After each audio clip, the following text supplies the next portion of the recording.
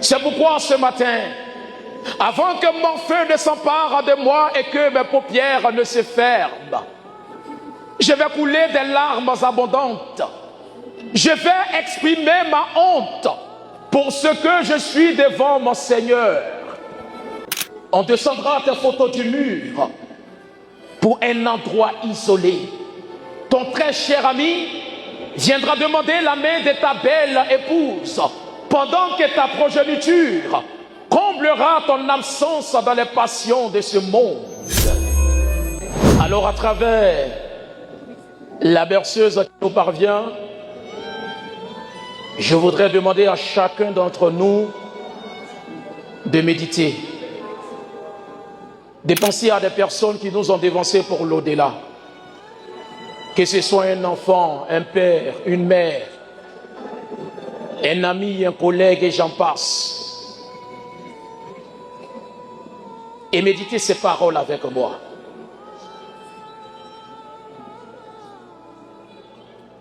Mesdames et messieurs, un jour reviendra. Un jour reviendra, le monde après t'avoir utilisé te rejettera. Un jour reviendra certainement, c'est la mort. Un jour reviendra, à l'évocation de ton nom, on s'empressera de dire paix à son âme. Un jour reviendra certainement où tes compagnons et ta progéniture seront des hypocrites. Ils t'abandonneront couché dans un périmètre misérable, loin de tes réalisations dans lesquelles tu soutirais ton plaisir. Tu te verras enseveli et cloîtré entre quatre murs, face à ton Seigneur, le maître de l'argile parlante. L'heure de compte commencera pour toi. Au même moment, à ton domicile, ce sera l'heure du partage de tes biens. Tous seront présents, même tes ennemis les plus acharnés réclameront leur part. On descendra tes photos du mur pour un endroit isolé.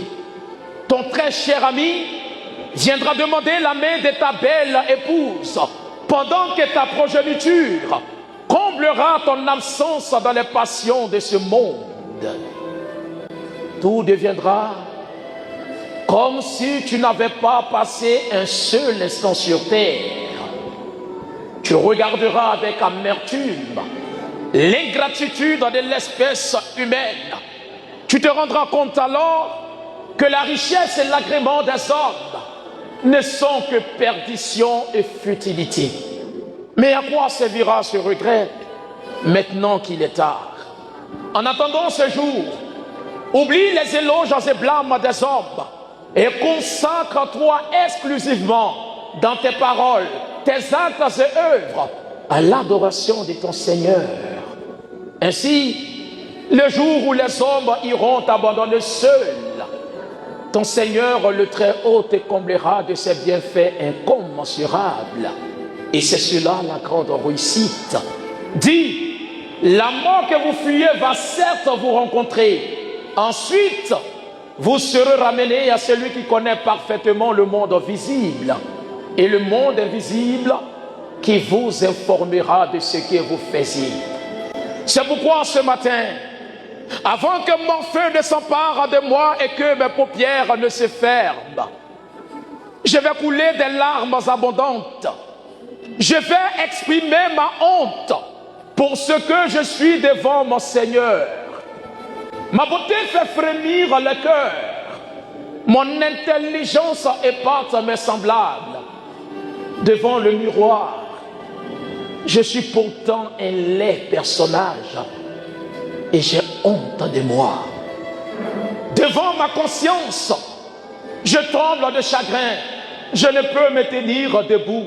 Je suis forte, je sanglote et je pleure.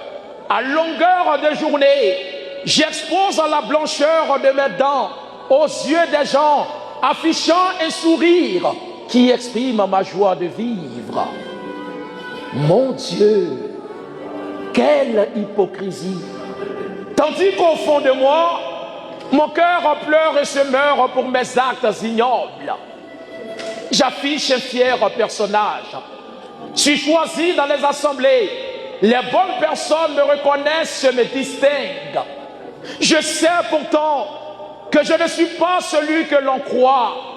Je suis en réalité l'image d'une sépulture qui présente une fière allure, avec ses fleurs de marguerite qui illuminent le dessus, tandis que le fond est garni d'odeurs nauséabondes et de chair décomposée.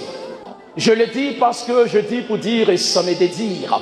Car c'est à travers mes dits que la plupart des dits qui vous ont été dits mais qui ne devaient pas être dits ne puissent pas créer en vous de l'équivoque et l'ambiguïté. Alors que dire pour détruire ces dits, si ce n'est de dire ce que Dieu lui-même me recommande de dire. Je l'ai donc dit, je le dis car quand je pense à la pensée pensive de certains penseurs qui pensent que je n'ai pas le droit de scander la quintessence de cette noble communication. La pensée, de repenser leurs pensées me surgit dans les pensées, m'amène à stipuler à leurs pensées que c'est plutôt leur pensée par rapport à cette pensée dans le monde de la pensée par ma pensée qui doit être repensée. Le Verbe est mon canal et je suis le crieur qui soigne votre mal. Est-ce qu'on peut s'applaudir s'il vous plaît? Merci.